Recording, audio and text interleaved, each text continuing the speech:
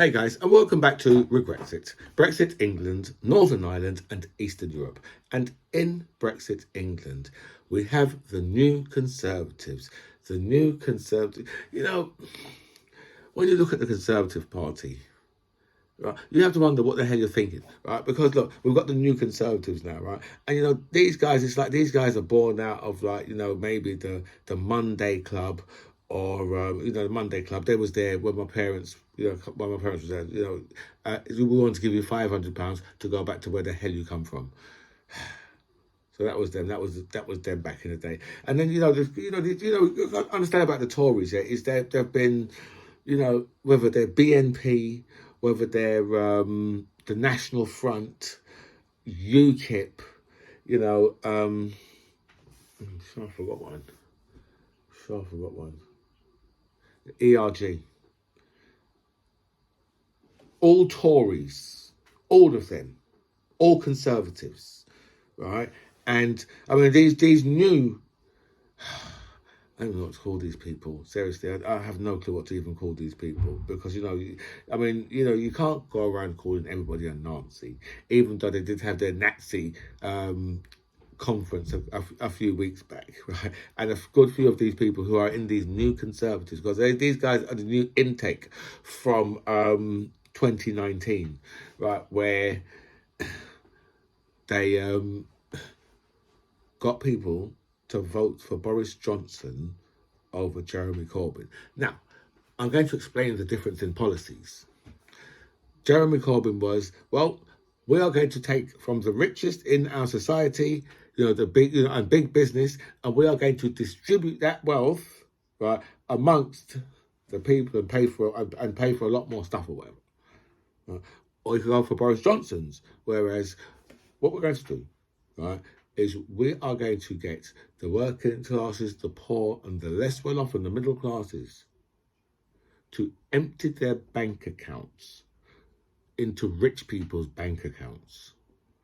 That was Boris Johnson's policy. And Boris Johnson's policy is working very well for these people, because, whether they're bankers, right, whether they're supermarkets, whether they're utility companies, right, they are all, right, in the money. People are all just singing, they're all just singing, we're in the money, we're in the money. All of them are. And I mean, you can see that for yourself, because we as the people, right, our living cost has doubled, might even be more than doubled, right, in a lot of cases, right, in the last, I mean, virtually from since Boris Johnson got it, right, that it certainly has just doubled. So if we say from 2020, right, and it doesn't look like any changing, but this is what happens, right, when you vote in people like these new Conservatives. These people, right, I mean, if you look at on their websites, they want to block student visas for like family members and things like that, and they also want to block visas for care workers. Now, do you know a lot of the problems, right, in the NHS is down to the care system, because they can't get people out of hospitals and into the care sector, because the care sector needs 165,000 members of staff.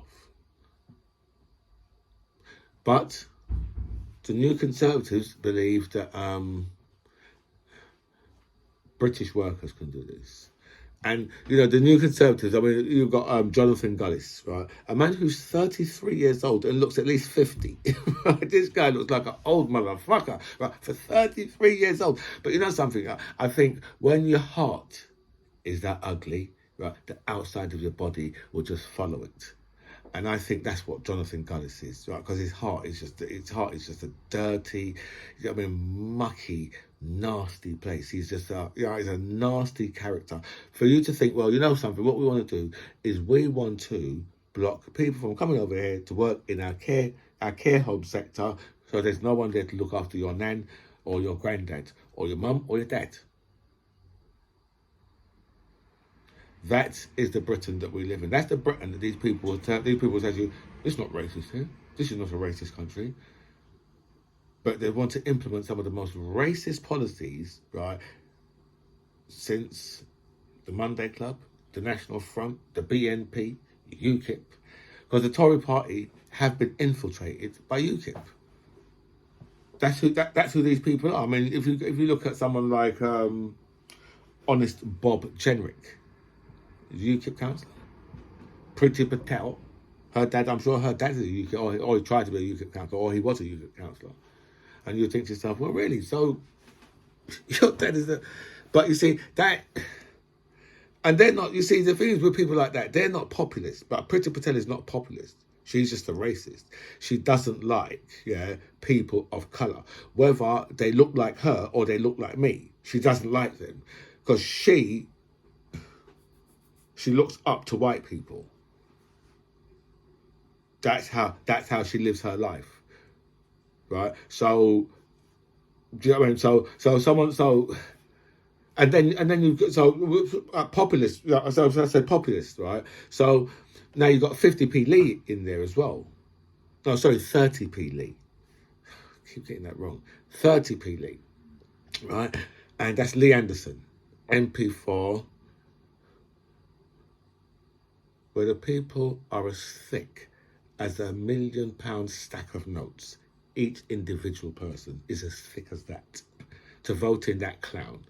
But Lee Anderson is a populist. He's part of this group, even though he's not listed on the website yet. But according to Jonathan Gullis, and he's from the 2019 intake as well. But according to Jonathan Gullis, right, he's in this group as well, right? So Lee Anderson, he's a populist, right? Because he's ex-Labour, right? But he's seen the wave of Brexit. He saw the wave of how probably Brexit was going, right? And he's decided that he's going to jump on that part of it. So that's how he's got himself elected as a Tory MP, right? Because Lee Anderson's story is true. I mean, he's probably one of them people who's pulled himself up by his bootstraps, right? From the coal mines or whatever it is. But he's a hypocrite. As well as being a populist, he's a hypocrite because he was one of them who's cuss out MPs for a second job. Well, he's got a second job as a 100 grand host on GB News. Where the hell would someone like GB News get 100 grand to pay someone like Lee Anderson? You have to ask, who the fuck, right, is putting up all that type of money so that they can spread their propaganda? Who's putting up that money for them to spread their propaganda? Because that's what that is. It's just pure propaganda. Right, these people, the way how these people are going on, right? It's like, because a lot of people like when they talk about populist, right? Enoch Powell was a populist, right? Because a lot of people, like the National Front or the BNP, they hold up Enoch Powell at times like this, right? Because we're talking about the real racism in this country. Because when you've got, what is it, 26 or maybe 30 of them, right, in this new conservative group, and a lot of them was at this Nazi conference as well, right? These people are the hardcore proper racists. When you try and block care workers from coming to the social service after you say you want to train up 300,000 doctors and nurses, who are a lot of them are just going to say, you know what, we won't work in this shithole, and go and live in New Zealand, Australia, or Canada. Right? So there's so talk about this populism and Enoch Powell. Right? Enoch Powell, right? Because I can remember speaking to my mum about this in probably sometime in the 80s. Right? And I must have said to her, well, Enoch Powell is a racist. And my mum would have said to me, no, he's not. Right? And I can remember, obviously I'm arguing the point because, you know what you're like when you're young. I mean, like, you always know more than your parents do. But you're much brighter than them. But in fact, they know nothing. Right? So I can remember arguing the point with my mum. Right? But my mum said to me, well, Enoch Powell come to the Caribbean to invite us to come to Great Britain. right? And it's not until you get older that you actually think, hold on a minute, right? Imagine now, right, at any stage in Nigel Farage's life, right? Could you imagine Nigel Farage have gone to Africa, to the West Indies, to Pakistan or India, or to Asia, to go and recruit staff? No, he wouldn't, because he's out and out racist, and no one who's an out and out racist would do that. So that's why I say that Enoch Powell was a populist, right? Rather than being an out and out racist, these this 24 or 26 or 30, how much whatever it is for the new conservatives, right? These people, right, will hold up Enoch Powell as, but as I said, he's a populist, not an out and out racist. When he saw the reaction of the people in this country to when the people from the Caribbean came over, because when the people from the Caribbean came over, they thought they was coming to a country where the people would welcome them. That's what they thought. They didn't realise they was coming to a country that would be like, no Irish, no blacks, no dogs. They didn't I'm telling you straight, they never realised that at all, right? And then, once they got here, it was like, it wasn't really something they could just turn around and go back to the Caribbean. Do you know what I mean? Because they'd have cut all their ties in the Caribbean. They'd have cut a lot of their ties in the Caribbean, like for jobs or whatever. Do you know what I mean? And if they was living with family and that, rooms would have been distributed to other people. So, and then, they would, and then you'd have had part of their family relying on them to send them a few pounds every month, right? So it was difficult. It was so difficult for them, and now the Conservatives, who have only got culture wars, nothing else but culture wars, have put in a bunch of, what was it that David Cameron described UKIP as? Fruitcakes, loons, and closet racists. And welcome back to By Any Means Necessary. Thank you so much for all your messages sent me. Special thanks to everybody who signed up my channel. I feel so blessed with so many people that signed up, so thank you so much for that. I'll go for all your messages. I'll answer as much as I can, but I will like all the messages for definite. I know I've just gone through that and I thought, 12 minutes. 12 bloody minutes. Wow. That's kind of ridiculous. But anyway, we have massive riots going on in France. And it's all over the murder of a 17-year-old youth, right? A 17-year-old boy, a 17-year-old child, right, who was driving the car.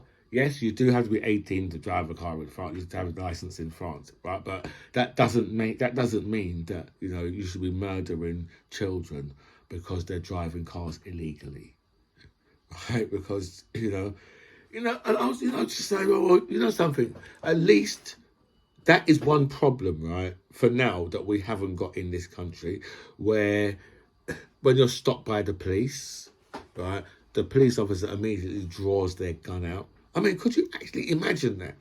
I mean, in this country, we can't, right? Unless we've been to somewhere like America, lived in America for a little while or whatever, and you've been subject to that type of treatment. But in this country, we cannot. I mean, in Ireland, in Northern Ireland, obviously they can relate to this type of thing, but we cannot relate to that, right?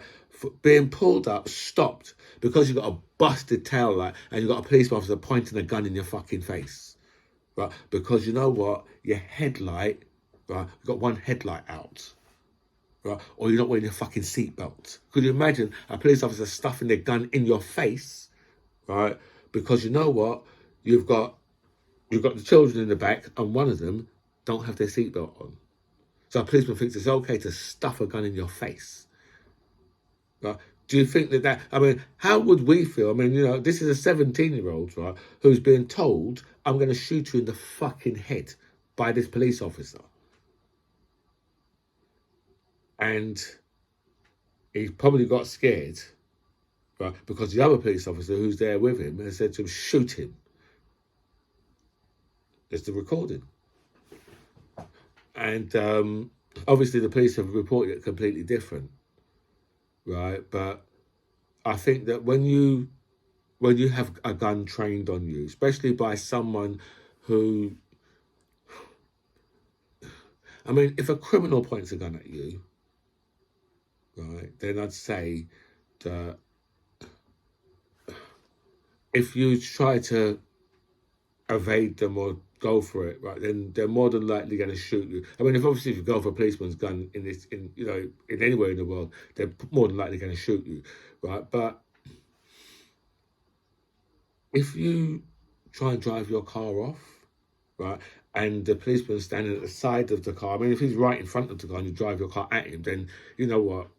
The car's a big weapon, but you know what? He's got a gun in his pocket, and if he takes it out and shoots you while you're driving your car at him, then that's something completely different. You know what I mean? If one of them standing at the front of the car, right, and there was one at the side talking to you, then you just like, then it's obvious why you would get shot in that type of situation. But if you right, I mean, even if the person drives over your foot while they're driving off, I don't think that gives you the right to shoot them, right? Because I mean, I'm sure they didn't mean to drive over your foot, but if they drive their car at you, completely different. But I mean, from the angles that I saw, right, this police officer did not need to do what he done. From the angles that I saw it at, do you know what I mean? For that boy to have ended up dead, right? It's right for them to have that police officer in prison. But at least the French, right? Have taken this serious. But I mean, heavy riots. But the French had taken this serious from the beginning because Macron had said the type of stuff that a president or a prime minister is not supposed to say, right? If you're not supposed to come out, they're not really supposed to come out against police officers that murder people in this way because it undermines the whole system, right? So they're not supposed, even though they might think that, they're not really supposed to say it, right? So, but Macron has come out and he said that. And I think this police officer is in prison anyway in France, but there's been 6 nights of rioting in France, because a lot of people are very annoyed over it. But that's on Twitter, a lot of people they're blaming the Muslims. It's okay. It's okay. I'm sure. Are they all Muslims? Because just a few weeks ago, right, the police was out. The French police was out beating white people for protesting about their pensions. So I'm sure there's quite a few more people who's quite upset with the police in France. And Lord Howard, he's one of the architects of selling off the water companies. He has said that, in hindsight, they should have put more restrictions and controls in. Now, the other night I was watching, by the way, Lord Howard is an arse. And anybody who's ever voted for him is an arse. Whoever put him in the Lords is also an arse. Right? Because these type of people, they should be dragged out of the Lords onto the green, right, and put in the stocks and chambers. The stocks. And have rotten fruit, preferably watermelon, thrown at them. Because these people, right, I'm trying to think of what they are. They are a complete waste of space. They are useless beyond useless, right? These are the dregs of society, right? But people put them down as, oh, look at them. They went to Oxford, they went to Cambridge. They're highly educated. We need people like this. In fact, we need to pay MPs more money so that we get a better standard. No, you don't, right? What you're going to get is you'll be paying people like Nadine fucking Dorries more money. That's all you'll be doing. Do you honestly believe, right, that on paper, Jacob Rees-Mogg, right, as an MP, on paper, should be brilliant. Should be absolutely fantastic on paper, Jacob Rees-Mogg, right? The man's nigh on a billionaire, right? He's a very successful businessman, right? But he's an arse. He's an idiot. Same with Nadine Dorries. Nadine Dorries, right, is a fucking author, right? Which listen, if you've ever written books or have attempted to write books, I can tell you, that shit is not easy, It's not easy at all. I've written books, but I've never published anything, right? But because, you know, that's very, you know, putting yourself out there like that is very dangerous. But, yeah, so, you know, it's that, yeah, so someone like Nadine Dorries, again, on paper, she should be brilliant as an MP. Right? Because those are the type of people that will say, oh, yes, well, I'll be an MP then. Right? People who are very much independently wealthy, right, and very educated. Right? Those are the type of people on paper, but in reality, when you put it into reality, right, a lot of them are as thick, right, as a whole cow's worth of mince. That's what the truth is about a lot of these people. Right. So anyway, right, the other night, yeah, I was watching Question Time. I just turned it off because I can't take these. I'm telling you straight, I cannot take this. I can't take these people. I really can't take them. You had Helen Whately on, right, who is what is she? I can't remember what minister she is. What was they talking about? I don't know what I was speaking about. Oh no, I didn't speak about it. But she was on, Helen Whately was on, and I think it must have, like, the person from Labour must have been her opposite number. But both of these two, right, are fucking idiots. They're a pair of fucking cretin dicks, idiot fools. That's all I can put down to these people, right?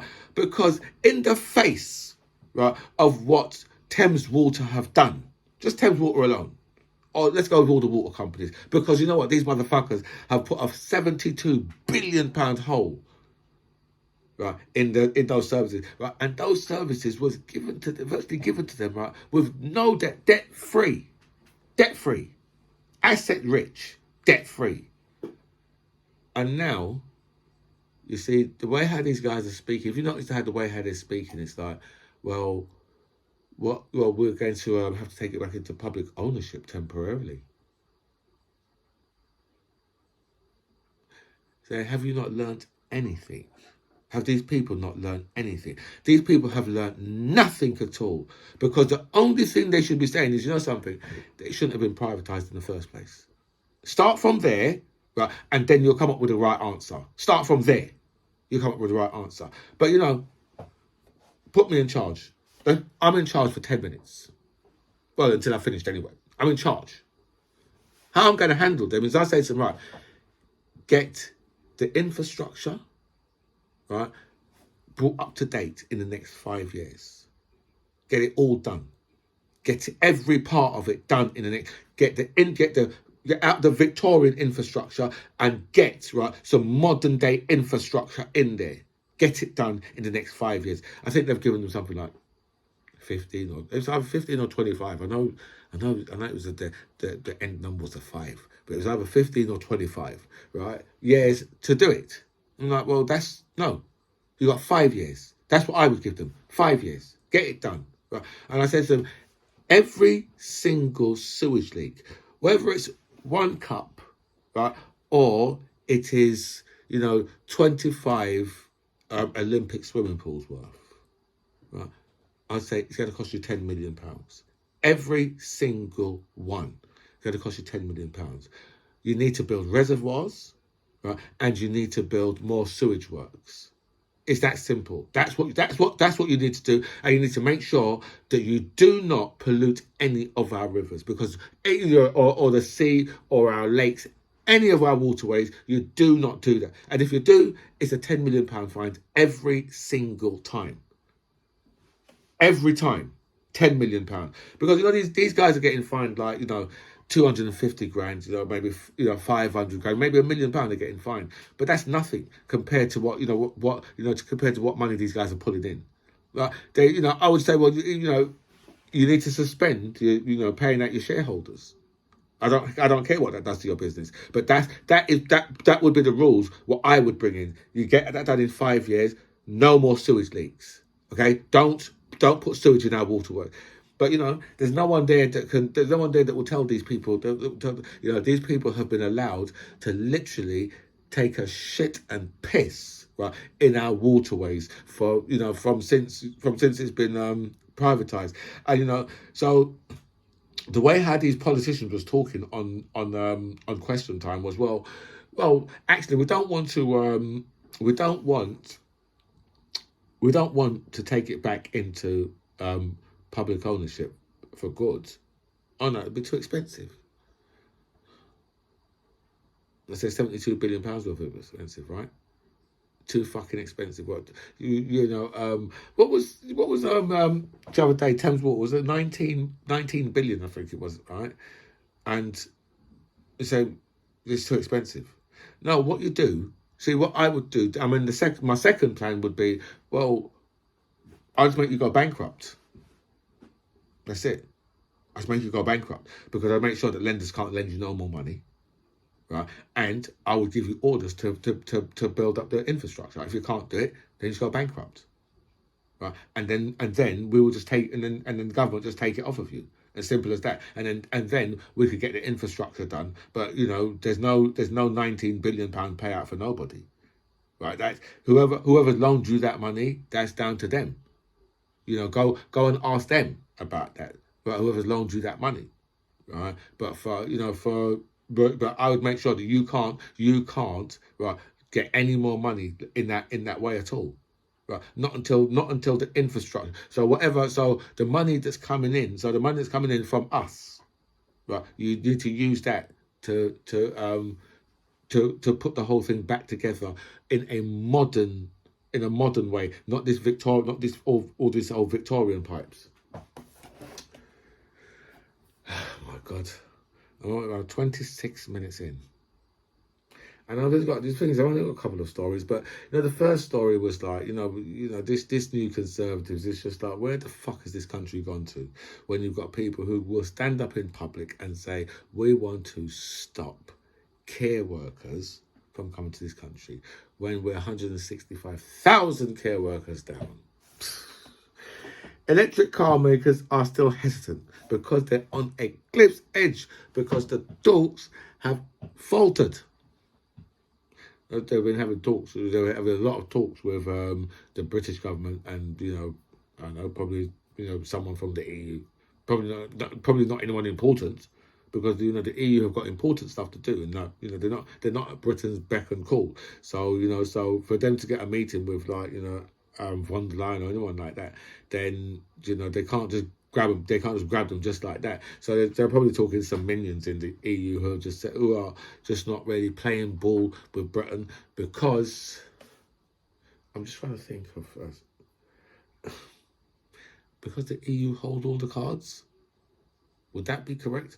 Because we have no say in how things will work. We are at the behest of the EU.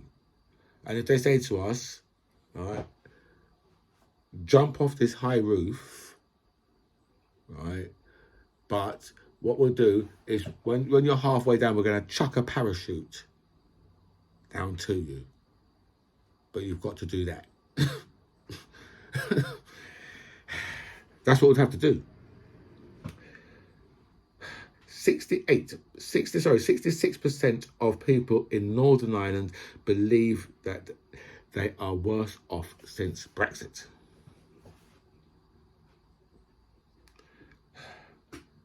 So really? I say that those numbers are pretty low, 66%. That means those numbers are pretty low. You think. I say you think. And remember, Northern Ireland, I think they've got like some of the best parts of the deal because they've got one foot in the EU and they've got another foot in this union. So I think the Northern Ireland have got as Rishi Sunak said, they've got the best part of the deal. But even 66% of people there are saying, something, this whole Brexit shit.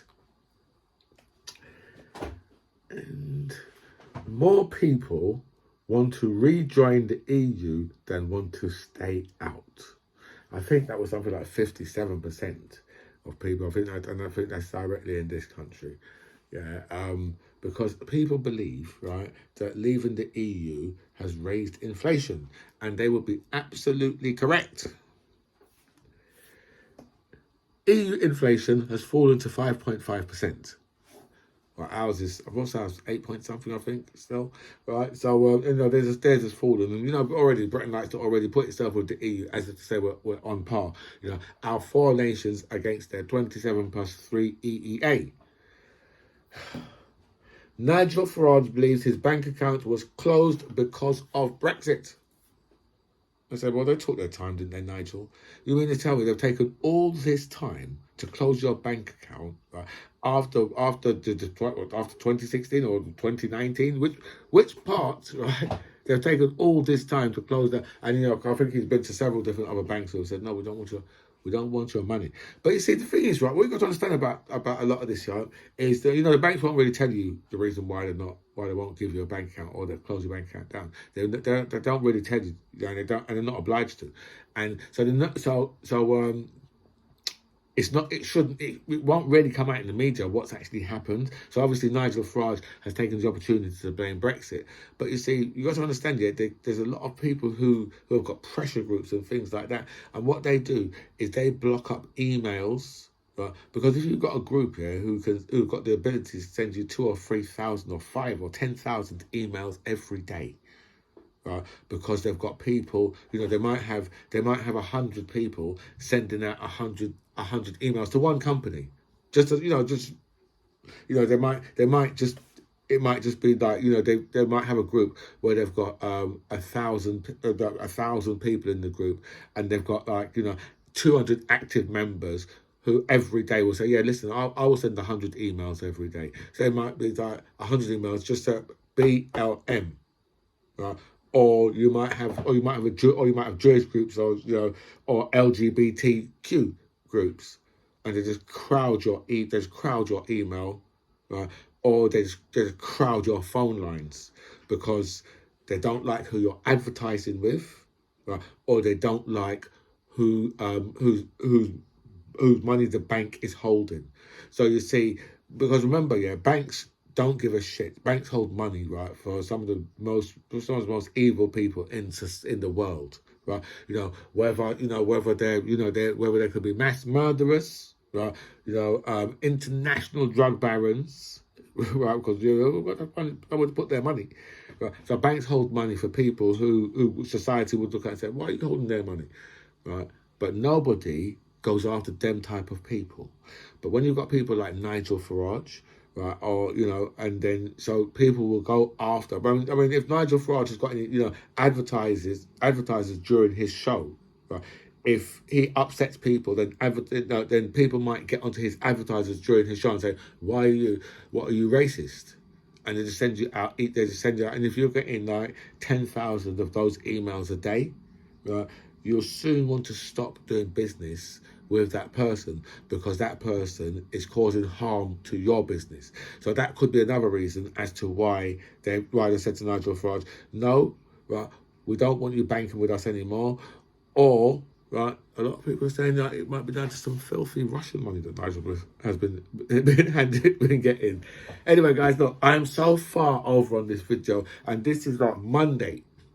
But I'm so far over, and I really was not expecting to go this far over. But we had the Michael, like Lord Howard, what an arse. And then one more thing. I don't know if you saw the cricket, and if you saw what happened, right? It's very controversial. But the thing is, right? Why are you leaving your crease? You don't leave that crease for any reason. I mean, if the ball hit you, then it's a bit different. If the ball hit you and then you're stumbling about, that's different, right? But you've got you don't go outside that box without leaving one arm with the bat in it. Do you know what I mean? That's the standard. And because we are whinging poms, whinging pom. Right, we seem to think, you know what? No, that's ungentlemanlike. Right, we be gentleman's sport. No, goalkeeper. Right, when they've got one hand on the ball, you'll see them looking behind them. They've got two hands on the ball. They don't need to do that. But if they've got one hand on the ball, right? I've seen goalkeeper's got the ball like that there, and someone headed it out of his hand. Right, ungentlemanlike, but something perfectly legal. So, a sport is a very, very, very competitive, especially when you're playing at that type of level. You don't make those type of mistakes. Do you know what I mean? So the people over here, right, just think to yourself, you know what, stop moaning about it, because you don't make mistakes at that type of level, right? It's your own fault for being so stupid from stepping out of the box, right? So just accept it, right? And that's the end of it, you know. So, you know, that's a bit of that sports thing. Do you know what I mean? But anyway, look, I've gone even further over on this video, and I really wasn't expecting to go this far on this video. My friends, this is By Any Means Necessary. I'm DMC John Ribs. It was really nice to speak to you guys. Comments below.